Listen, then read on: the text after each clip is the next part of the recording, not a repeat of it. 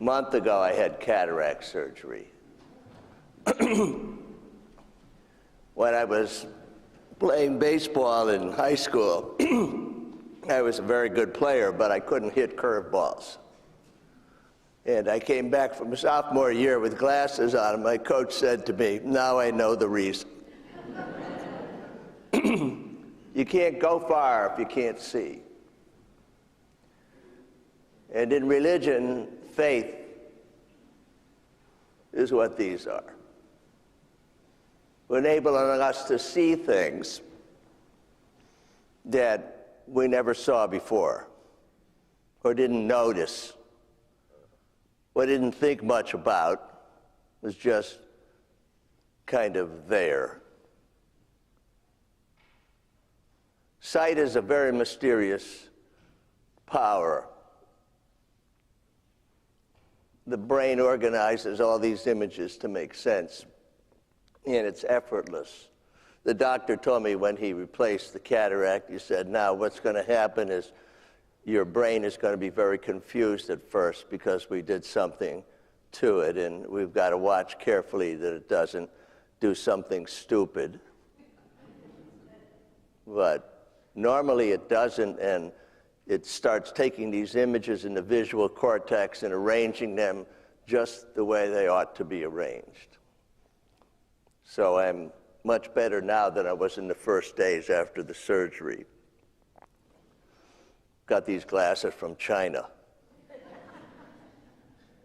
They're called readers. You know, you just put them on, and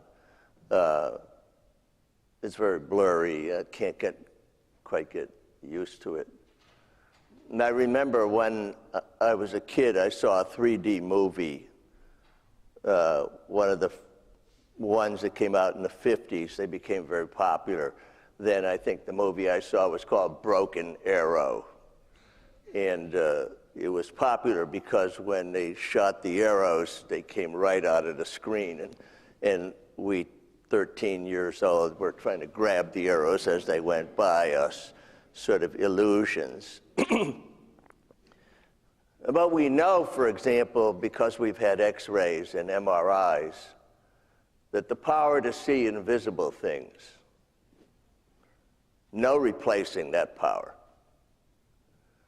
And we're the great beneficiaries, really, of modern science and optics to enable us to see things, microscopes for very little things, and telescopes for very big things far away. But as much as people may go and get X-rays and MRIs and use microscopes and binoculars and birders who are looking at the birds coming out this season, many people can't see what I'm talking about. They're wondering about it. Is there anything really there? Is religion one big illusion? A kind of nice story we tell ourselves that it will end well. But what is the point of it, really? The story I just read to you in the Gospel of Matthew occurs in 3 Gospels, Matthew, Mark, and Luke, slightly different in each version, but the essence of the story is the same. But the important thing is, right before this story, there's another story in which Jesus tells the disciples, bad things are going to happen to me. Real bad things. And I'm getting you ready for it, because bad things happen to good people. And you got to be prepared for the bad things if you're going to see the glory. And so the transfiguration scene where he walks the disciples up the mountain, and they're there looking around and seeing all of the distance, great vistas, and he's just told them, I'm going to die, and you're not going to like it.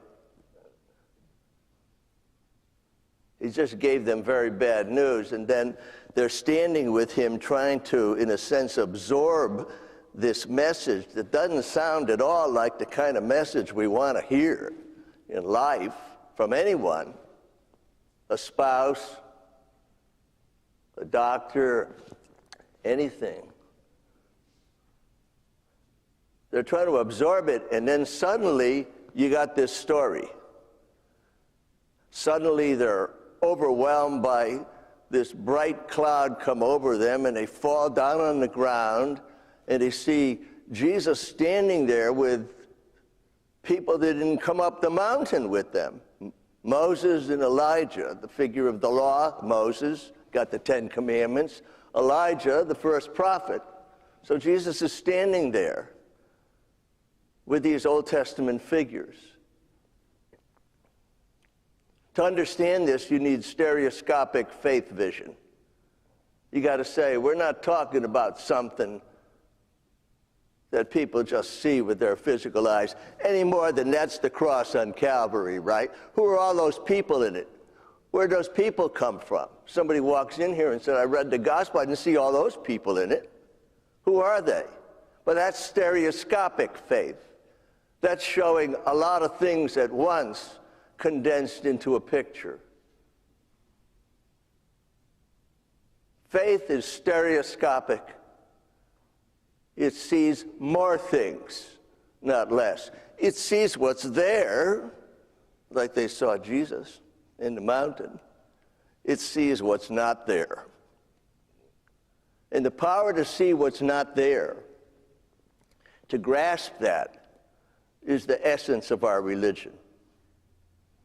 But because we're very much a culture that's fascinated by facts and by testable things and by physical things that you can touch, and like money and like cars and like stuff that you can grasp, that the stereoscopic stuff doesn't really get to us. We're sort of, well, I don't know who those guys are. I never went up and asked anybody about them. I just took for a fact that it was like there.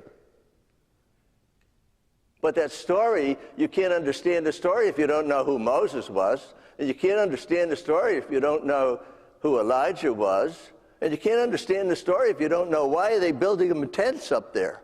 They're on the top of the mountain. He says, I want to build you a tent. Well, because if we were all Jewish, we would know this is about the Feast of Booths. So the New Testament is all stereoscopic. It's got these different layers in vision, different things that you can see. Tune in. Don't just look. Tune in. I got very interested in painting when I was a young priest. And at first, I got fascinated, and still am, with the magic realism of Andrew Wyeth right up here in Brandywine. The ability to kind of capture the world better than a photograph. It's like a photograph suddenly came alive. And you can read a lot into Wyeth's work, more than you can read sometimes into a photograph. But then I went off in other directions when I studied in France and saw Picasso's and Matisse's and all of these, and they didn't look like stuff. They didn't look like stuff you see. So why is somebody painting stuff that doesn't look like stuff? Except to help you to see the stuff you can't see. To try to capture with images feelings. So what does this look like? Some of these artists are painting feelings. And unless you sort of spend time with it and try to say, what does the blue of a Marc Chagall feel like?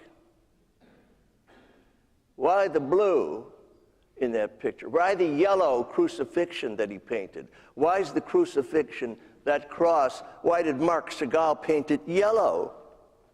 What kind of a feeling is yellow? Religion is all about seeing. By faith, we walk. So this story that I just read to you, right after a story is told about Jesus' crucifixion, is a story about glorification. They fall down because they're afraid, and what's Jesus say to them? Don't be afraid, rise. Well, it sounds to me like the resurrection. That's what he says when he appears after the resurrection to the disciples huddled in the room, afraid they were going to get arrested, caught up in a plot of a Messiah that failed. So they're huddled in the room, just like these guys are on the ground, and Christ comes into the room and he says to them, don't be afraid, peace. Well, what can that mean except the power of God is always there to help us overcome fear? That the power of grace is always at hand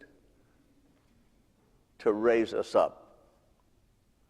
And that the essence of Lent is not about mea culpas so much is about this story. About hearing Christ say to us, wherever we are in our life, whatever condition we might be in, and all of you are in different states, as I am, and the people outside are, so it doesn't apply one for one all the time, but the essence of it is rise, get up, live again. And the essence of our religion is about living again, living beyond our sins, beyond ourselves, beyond the narrow vision that we have of everybody and of the world, living in a world with stereoscopic vision so that we see more, always more. And even after we've seen more, there's more there to see.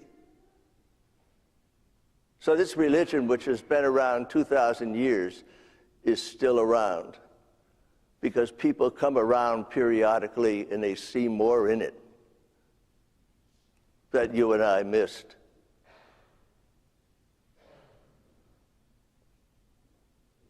The Transfiguration story, as I said at the beginning,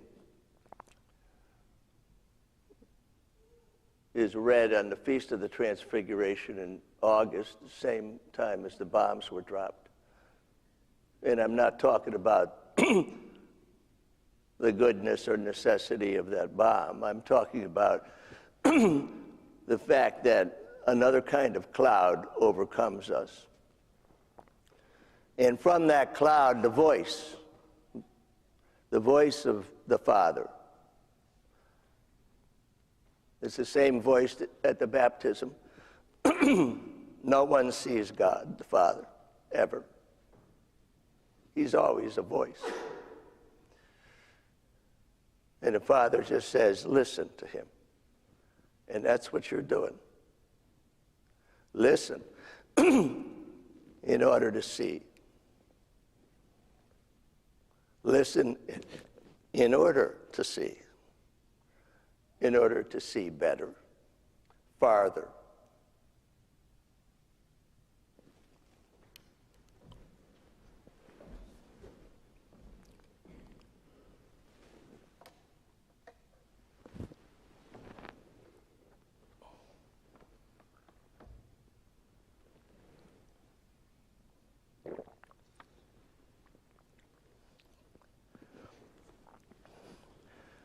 Join me now as we recite the Church's creed. I believe in one God,